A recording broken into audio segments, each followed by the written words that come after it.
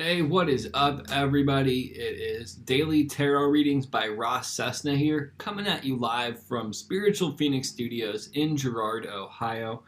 I have a reading today for my Sagittarius suns and Cancer moons.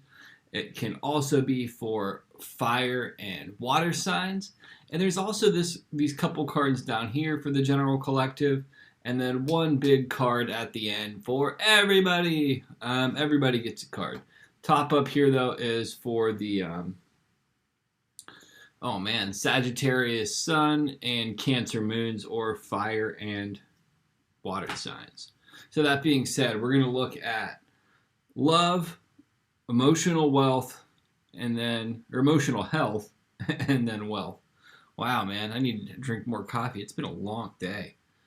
So in love right now, for my Sag suns and Cancer moons, or fire and water signs, you have 10 of Cups in reverse. 10 of Cups really is about happiness and alignment. It's one of the most positive cards in all of tarot, and no matter how it comes up, it's still good. The reversal aspect of this is saying that maybe something where you're really putting a lot of energy isn't going to work out how you think it will. Pardon me. But in the long run, it's actually going to be for the better that it doesn't work out how you think it should. And I know, what does that mean? What you talking about? Just give it time and you'll see what I mean. Sometimes the things that we want, will become really grateful for the things didn't work out the way that we wanted them to.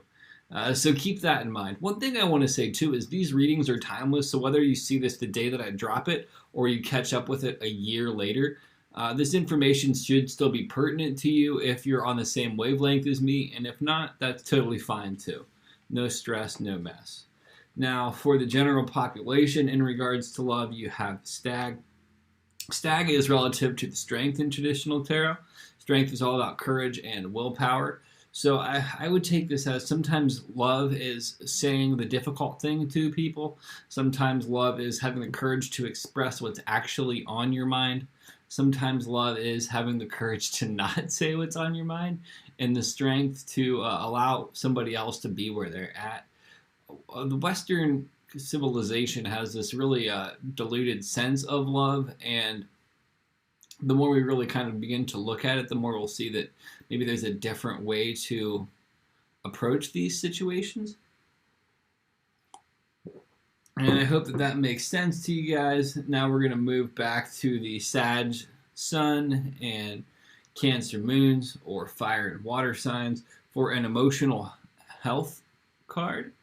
Y'all have 20, the Great Bear. This is a judgment in traditional tarot. I like the way that it's presented in this deck because it shows this person having to face this kind of intimidating situation prior to getting into this cave. And the actual meaning of the card is absolution, and it's the ability to actually look at yourself and wipe the slate clean. So there's this concept of self-forgiveness, but self-forgiveness without really processing the damage that we've done to other people is pretty BS. There's a meme that I've seen going around on Facebook where it's like, I'm sorry if I've ever been the toxic person to you. That's some toxic stuff right there. If you want to apologize for being the toxic person, it's actually figuring out what toxic behavior you did. And for me, like when I've gone through and looked back at my life, I've been able to identify a lot of toxic traits. And I'm not saying that I've gotten all of them, but I'm also not making a blanket statement on social media about apologizing for being toxic without having done any footwork. And to me, facing this bear is the footwork that allows you to have a clean slate and feel better about yourself. And there's a reason that's at the end, right before the World card, because at the World card, it's this whole pivotal shift in your life. And that pivotal shift in your life comes from facing this, having that showdown with yourself and the BS that you've done in order to move forward. So emotionally, health-wise, if you guys are willing to do the challenge of the shadow work, you're going to be liberated. Now for the general population with the emotional health, you all have the wheel. So the wheel is about karma or destiny. So this is one of the things that's somewhat unfortunate, and I dislike using karma in this sense because it's the misuse of karma. It's not like the traditional meaning of karma is what I'm getting at here, but the way that I would take this is we're reaping what we're sowing emotionally. So if you're emotionally unhappy right now, you've probably been investing yourself in a toxic situation that you knew wasn't right and ignoring a lot of red flags and really getting that. And if you're in a really good situation, in a good spot right now, that's the result of the choices that you made. The other aspect of the wheel, though, and I like the way it's represented in this card, is it's all cyclical. So remember, if you're on the bottom, you'll be on the top again. And if you're on the top, remember that coming back down to the bottom and being grounded by reality is also a part of that. So enjoy where you're at, but understand that it's always temporary and it's always fluctuating and changing. There's always a lesson to be learned there. Now back to the Sagittarius suns and Cancer moons for your wealth card. You all have 3 of bows coming up for you. This is 3 of wands in traditional tarot. And it shows that you didn't have the preparation or foresight to really cash in on something recently. So you didn't really fulfill everything that you could have had you been paying a little bit more attention or had you been operating in a wise fashion. And I understand that might be frustrating to some of you, but it's one of those things, live and learn. And I'm a big proponent of every reversal can be righted. So wealth-wise, if you actually look at the ways that you've been missing out on fulfilling a lot of stuff due to lack of preparation or lack of seeing things through, this gives you a good opportunity to switch it up.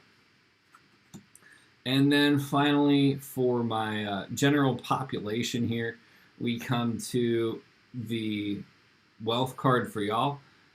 You will have 7 of stones. 7 of stones is profit, vision, and investment.